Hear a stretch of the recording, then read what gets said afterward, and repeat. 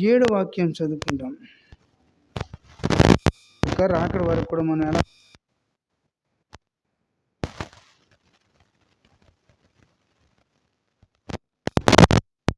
చదువుకుంటాం. 5వ వచనంలో చూడండి.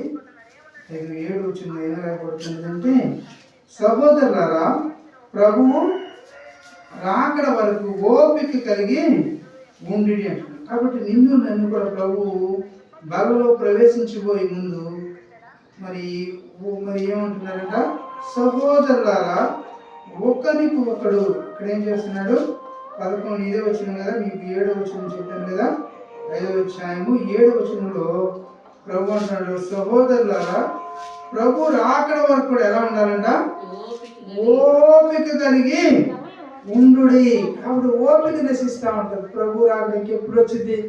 ఇంకెప్పుడు నేను ప్రభుతో పనిపోతాడు ప్రభు? నేను ఇంకెంతకాలం నాకు శ్రమలు, ఇంకెంతకాలం నాకు కష్టాలు, ఇంకెంతకాలం ఈ బాధలు కదా, ఎంతకాలం ఇంక అనారోగ్యం, ఇంకెంతకాలం ఈ చాలని పరిస్థితి అని ఓపిక నశిస్తూ ఉంటుంది. జీవిత యాత్రలో, క్రైస్తవ విశ్వాస ఆత్మీయాత్ర జీవితంలో వెడుతున్నప్పుడు మరి అంటున్నాడు, సహోదరులారా అని ప్రభు మనం సంబోధిస్తున్నారు.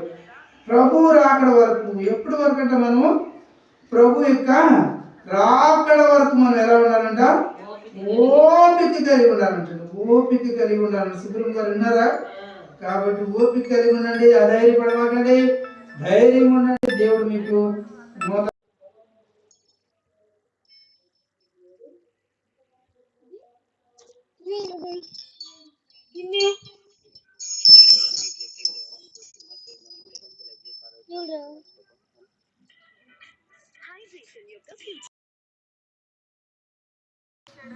తెస్సలోనికీ రాస్తూ పత్రికలో మరి ఆయన గారు ఏమంటున్నారు? ఆ పత్రికలో కూడా మాట చూస్తారు. 2వ అధ్యాయము 19 వచ్చింది కదా, ఆ మాట కూడా చూస్తాం.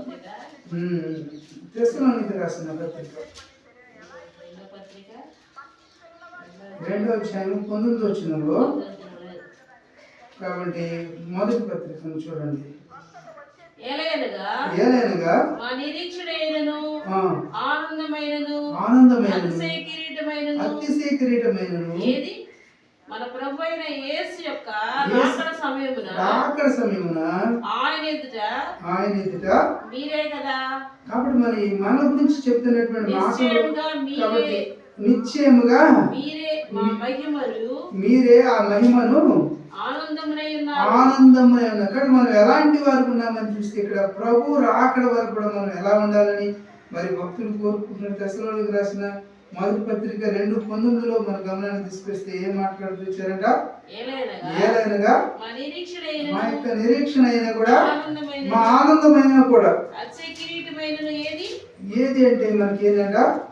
కాబట్టి 2:19 ప్రభు మాట్లాడుతున్నటువంటి మాటలు మనం గమనిస్తూ వచ్చినప్పుడు ఆ మాటను మా ఏలైనగా అంటున్నాడు. 2వ వచనంలో ఏలైనగా ఆనందమునైనా కూడా అతిశయ కిరీటమైన కూడా ఏది అంటున్నాడు. కాబట్టి ఇందాక మనం చదివాం కదా, మన అతిశయము ప్రభు అయిన యేసుక్రీస్తు వారి. కాబట్టి ఇక్కడ అంటాడు కదా, కాబట్టి ఏలైనగా మా నిరీక్షణ అయినను ఆనందమైనను అతిశయ కిరీటమైనను ఏది? మన ప్రభు అయిన యేసు యొక్క రాకడ సమయమున. కాబట్టి రాకడ సమయంలో ఆయన ఎదుట మీరే కదా. కాబట్టి ఆయన రాకడ సమయంలో మనమే ఎత్తబడేవారు, విడబడేవాడు ఎవరంటే ఆయన యొక్క రాకడ వచ్చినప్పుడు ప్రభు రాకడ వరకు కూడా నీవు కూడా ఎలా ఉండాలంట? ఓపిక కలిగి ఉండాలంట. కాబట్టి మనం ఎలా ఉండాలని మరి తిమోతికి రాస్తూ అపోస్తలుడైన పౌలు ఆ తిమోతి గారిని ఎలా ఉండాలి? మా నిరీక్షణ అయినను. కాబట్టి మనకు నిరీక్షణ ఉన్నది. ఏంటంట? మనకు ఒక నిరీక్షణ ఉన్నది. ఒకనాడు మరి ప్రభు వస్తాడు, నన్ను కూడా తీసుకుపోతాడు అనేటువంటి శుభప్రదమైనటువంటి నిరీక్షణ ఉన్నది. కాబట్టి నీ నా జీవితంలో ఇటు నిరీక్షణ అయినను ఆనందమైన కూడా. మూడోది అతిశయ కిరీటమైన కూడా ఏది అంటే మన ప్రభు అయిన యేసుక్రీస్తు రాకడ సమయమున ఆయన ఎదుట మీరే కదా. అప్పుడు ఆయన రాకడలో ఆయన వచ్చినప్పుడు ఎత్తబడే గుంపులో ఉంటే నీవే కదా.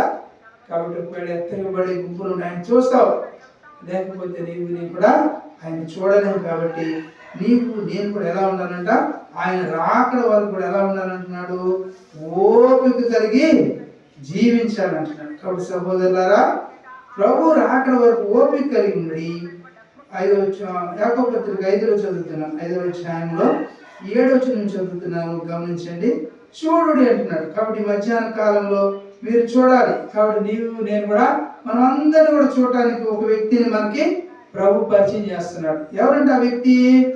ఎవరంటే ఆ వ్యక్తి? చదివినప్పుడు అక్కడ ఒక వ్యవసాయకుడు, వ్యవసాయము చేసేటువంటి వ్యక్తిని ప్రభు యేసుక్రీస్తు వారు మన యొక్క గమనంలోనికి మనకు ఒక ఉదాహరణగా ప్రభు యేసుక్రీస్తు వారు ఒక వ్యవసాయకుడు ఏం చేస్తాడంట, తొలకరి వర్షమును కడవరి వర్షమును సమకూడు వరకు కూడా విలువైన భూఫలము నిమిత్తము ఎలా ఉంటుందంట, విలువైన భూఫలం నిమిత్తం ఎలా ఉంటాడంట, ఓపికతో కాచుకొని దాని కొరకు ఏం చేస్తాడంట, కనిపెట్టాడు కదా. అవును కదా, ఓపికతో.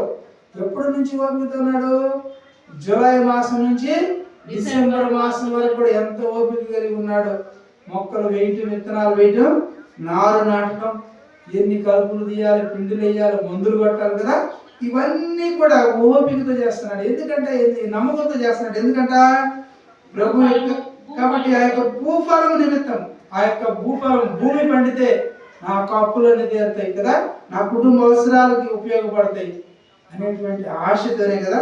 అందుకనే ప్రభు ఒక వ్యవసాయకుడిని మన యొక్క గమనంలోనికి మనకి ఆయనకు మాదిరిగా, ఒక మోడల్గా ప్రభు యేసుక్రీస్తు వారికి వ్యవసాయకుని తీసుకొస్తున్నారు. కాబట్టి ప్రభు రాకడ వరకు కూడా మనం ఎలా ఉండాలంట, ఓపిక కలిగి ఉండాలంట. కాబట్టి ఆయా సమయాల్లో ఓపిక నశించింది, ఓపిక పట్టదు. ఇంకెంతకాలం ఓర్చుకోవాలి, ఇంకెంతకాలం కదా, ఇంకెంతకాలం ఓర్చుకోవాలి, ఇంకెంతకాలం సహించుకోవాలి, ఇంకెంతకాలం దుఃఖపడాలి, ఇంకెంతకాలం రోగంతో బాధపడాలి కదా.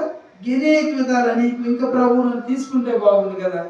ఇంకెంతకాలం నేను ప్రభు కొరకు కనిపెట్టాలి, ఈ అవమానాలు, ఈ నిందలు కదా, ఈ చాలని పరిస్థితులు, వీటి మధ్య నేను ఎంతకాలం నలిగిపోవాలి అనుకుంటున్నాము. ప్రియ సహోదరి సహోదరులారా, ప్రభు బలలో ప్రవేశించే ముందు ప్రభు మన హెచ్చరిక చేస్తున్నటువంటి మాట ఏంటంటే, ఓపిక కలిగి ఉండంటున్నాడు. చూడుడి, వ్యవసాయకుడు తొలకరి వర్షమును కడవరి వర్షమును సమకూడు వరకు కూడా ఎలా ఉంటాడంట, విలువైన భూఫలము నిమిత్తము.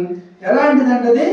ఆక్క ఫలము విలువైనటువంటి యొక్క భూఫలం నిమిత్తం కనిపెడితే మనము అంతకన్నా విలువైనటువంటి పరలోక ఫలంలో, పరలోక రాజ్యంలో మనం ప్రవేశించాలంటే ఇంకెంత ఓర్పు కావాలి, ఇంకెంత ఓపిక కావాలి, ఇంకెంత సహనము కావాలి కదా. ఈ 6 నెలలు 5 నెలల పంట కోసమే మనం ఓపికతో అబ్బో 5 నెలలు 6 కాలం పండించామయ్యా, రేటు లేదయ్యా అని మనుషులు బాగుపడుతున్నారే.